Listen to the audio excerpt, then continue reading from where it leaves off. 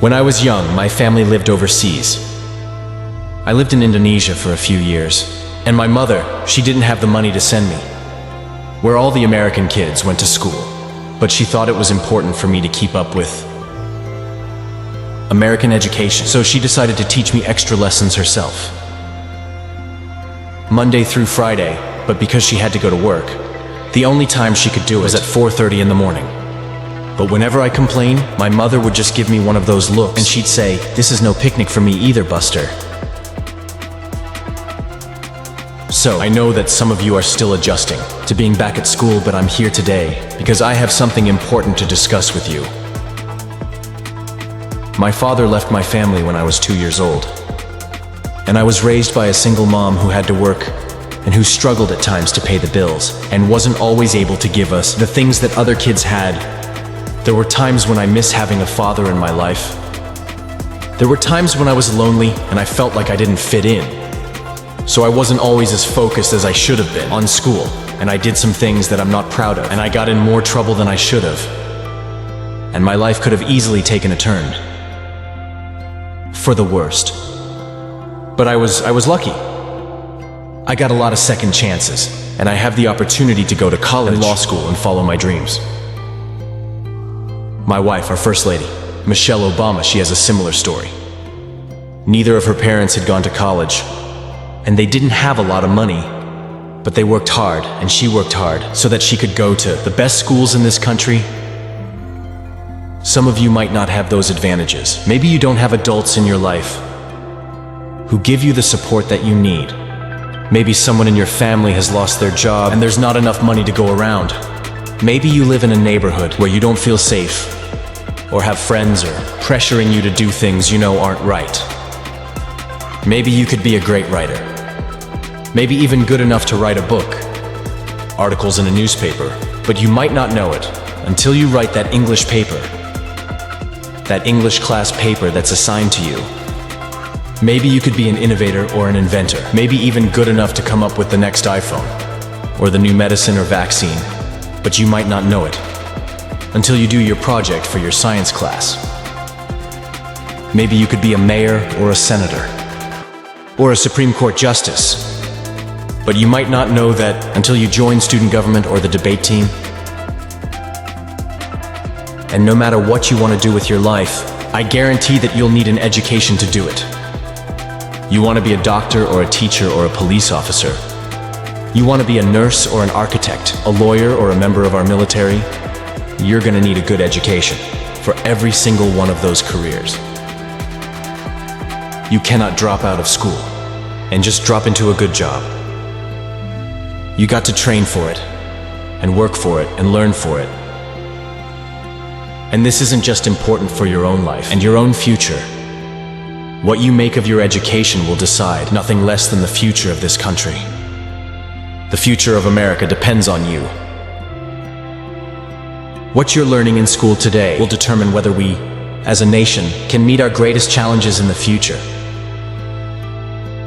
You'll need the knowledge and problem-solving skills you learn in science and math to cure diseases like cancer and AIDS, and to develop new energy technologies and protect our environment. You'll need the insights and critical thinking skills you gain in history and social studies to fight poverty and homelessness, crime and discrimination, and make our nation more fair and more free. You'll need the creativity and ingenuity you develop in all your classes to build new companies, don't create new jobs, and boost our economy. We need every single one of you to develop your talents and your skills and your intellect so you can help us all folks solve our most difficult problems. If you don't do that, if you quit on school,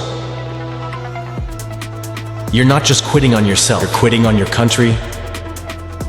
I know it's not always easy to do well in school. I know a lot of you have challenges in your lives right now. They can make it hard to focus on your schoolwork. I get it, I know what it's like.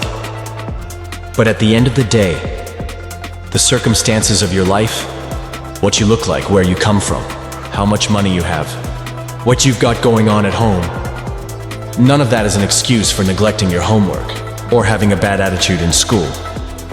That's no excuse for talking back to your teacher, or cutting class or dropping out of school. There is no excuse for not trying. Where you are right now doesn't have to determine where you'll end up. No one's written your destiny for you, because here in America, you write your own destiny. You make your own future. That's what young people like you are doing every day, all across America. That's why today I'm calling on each of you to set your own goals for your education and do everything you can to meet them. Your goal can be something as simple as doing all your homework, paying attention in class, or spending some time each day reading a book. Maybe you'll decide to get involved in an extracurricular activity or volunteer in your community. Maybe you'll decide to stand up for kids who are being teased or bullied because of who they are or how they look. Because you believe, like I do, that all young people deserve a safe environment to study and learn. Maybe you'll decide to take better care of yourself so you could be more ready to learn. But whatever you resolve to do, I want you to commit to it. I want you to really work at it. I know that sometimes you get that sense from TV that you can be rich and successful without any hard work, that your ticket to success is through rapping or basketball or being a reality TV star. Chances are you're not going to be any of those things. The truth is, being successful is hard. You won't love every subject that you study. You won't click with every teacher that you have. Not every homework assignment will seem completely relevant to your life right at this minute, and you won't necessarily succeed at everything the first time you try. That's okay. Some of the most successful people in the world are the ones who've had the most failures. J.K. Rowling, who wrote Harry Potter. Her first Harry Potter book was rejected 12 times before it was finally published. Michael Jordan was cut from his high school basketball team. He lost hundreds of games and missed thousands of shots during his career, but he once said, "I have failed over and over and over again in my life, and that's why I succeed." These people succeeded because they understood that you can't let your failures define you. You have to let your failures teach you. You have to let them show you what to do differently the next time. So if you get into trouble, that doesn't mean you're a troublemaker. It means you need to try harder to act right. If you get a bad grade, that doesn't mean you're stupid. It just means you need to spend more time studying. No one's born being good at all things. You become good at things through hard work. You're not a varsity athlete the first time you play a new sport. You don't hit every note the first time you sing a song. You've got to practice. The same principle applies to your score. You might have to do a math problem a few times before you get it right. You might have to read something a few times before you understand it. You definitely have to do a few drafts of a paper before it's good enough to hand in. Don't be afraid to ask questions. Don't be afraid to ask for help when you need it. I do that every day. Asking for help isn't a sign of weakness, it's a sign of strength, because it shows you have the courage to when you don't know something, and that then allows you to learn something new.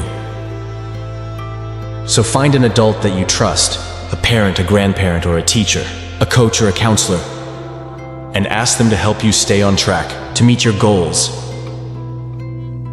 And even when you're struggling, even when you're discouraged, and you feel like other people have given up on you, don't ever give up on yourself.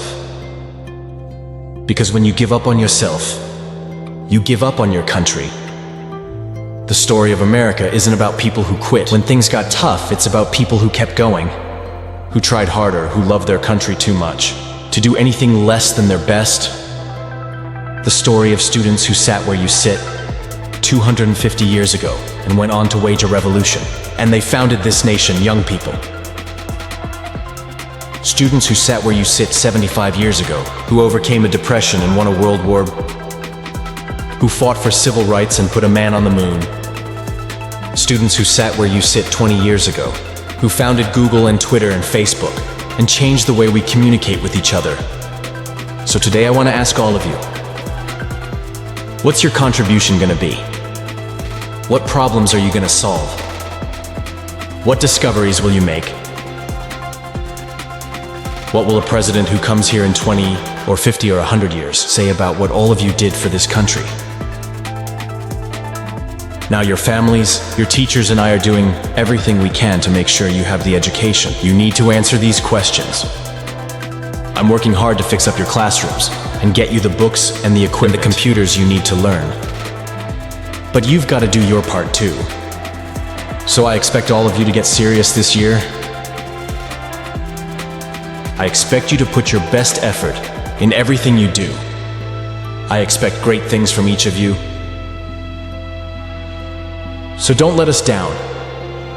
Don't let your family down or your country down. Most of all, don't let yourself down. Make us all proud.